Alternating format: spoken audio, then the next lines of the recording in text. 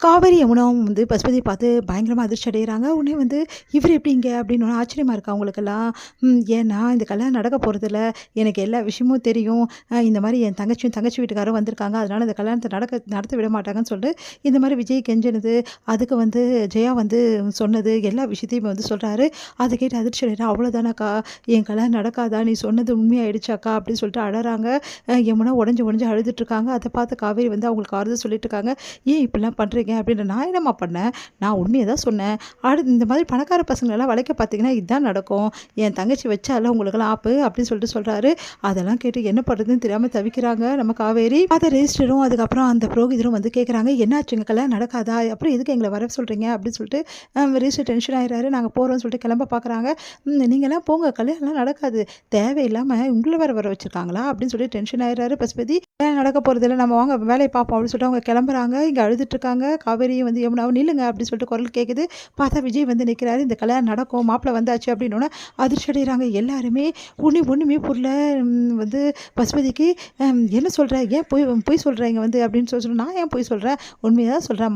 மாப்பிள்ளையோட அம்மா அப்பா எல்லாருமே வந்திருக்காங்க அப்படின்னோடனே அதிர்ச்சி அடைகிறாங்க காவேரி. என்னது, நிவீனோட அம்மா அப்பாவும் நிவீனும் வந்திருக்காங்களா அப்படின்னு சொல்லிட்டு அப்படியே ஓடி போய் பார்க்குறாங்க. பார்த்தா நிவீனோட அம்மா அப்பாவும் நிவீனும் வராங்க.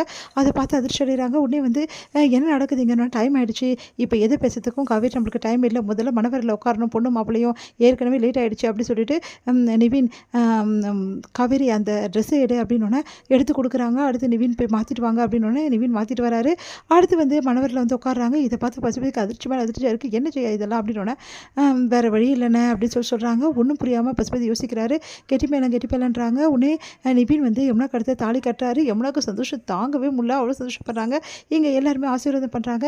சரி, முதல்ல அப்பா அம்மா கிட்ட ஆசீர்வாதம் வாங்கிக்கிங்க அப்படின்னு சொல்லிட்டு விஜய் வந்து சொல்கிறாரு. நிவின் பார்த்து முறைச்சிட்டு நிவினும் யமுனா வந்து அவங்க அப்பா அம்மா கிட்ட, நிவினோட அப்பா அம்மா கிட்ட ஆசீர்வாதம் வாங்குறாங்க. நல்லா இருங்க அப்படின்னு சொல்லிட்டு அவங்க சொல்கிறாங்க. என்னால் நம்பவே முடியல, நிவினோட அப்பா அம்மா ஆசீர்வாதம் பண்ணி என் தங்கச்சி கல்யாணம் நடந்துச்சு, எனக்கு இது போதும் அப்படின்னு சொல்லிட்டு சந்தோஷம் தாங்க முடியாமல் காவேரி அப்படியே வந்து விஜயோட வந்து கட்டிக்கிறாங்க. விஜய் வந்து கவலைப்படாத காவேரி, நான் இருக்கேன், நான் சொன்ன மாதிரி நிறைவேற்றிட்டேன், இப்போ சந்தோஷமாக அவனுக்கு, இதுக்கப்புறமாவது நீ நிம்மதியாரு அப்படின்னோடனே எனக்கு இப்போ தாங்க நிம்மதியாக இருக்குது அப்படின்னு சொல்லிட்டு காவேரி சொல்கிறாங்க. அடுத்து யமுனா வந்து அப்படியே ஓடி வந்து அவங்க அக்கா கட்டிக்கிறாங்க. அக்கா எனக்கு கல்யாணம் ஆகிடுச்சுக்கா அப்படின்னு சொல்லிட்டு கவலைப்படாதீ, நல்லா இருப்பேன் அப்படின்னு சொல்கிறாங்க. சரி ஓகே, இங்கே பேசியிருந்தேன், அப்படி வாங்க வீட்டுக்கு போகலாம் அப்படின்னோடனே இங்கே வந்து பசுபதி செம டென்ஷனாக இருக்காரு. என்ன பசு இந்த மாதிரி ஆயிடுச்சுன்னு கவலையாக இருக்கா, சரி விடுங்க, சரி இங்கே நடந்ததெல்லாம் இருக்கட்டும், இதுக்கப்புறம் இவங்க வீட்டில் வேறு ஒரு கச்சேரி இருக்குது, ஏன்னா அவங்களுக்கு தெரியாமல் கல்யாணம் பண்ணியிருக்கோம், அதை வேறு போய் சமாளிக்கணுமே, சரி வாங்க சமாளிப்போம் அப்படின்றாரு விஜய். இங்கே வந்து காவேரி வந்து எனக்கு ரொம்ப பயமாக இருக்குங்க, வீட்டில் என்ன நினைப்பாங்களோ, ஏன் இது கல்யாணத்துக்கு நீ ஏற்பாடு பண்ண முன்னாடி யோசிக்கலையா அப்படின்னு. என்னங்க நீங்கள் அப்படின்றாங்க.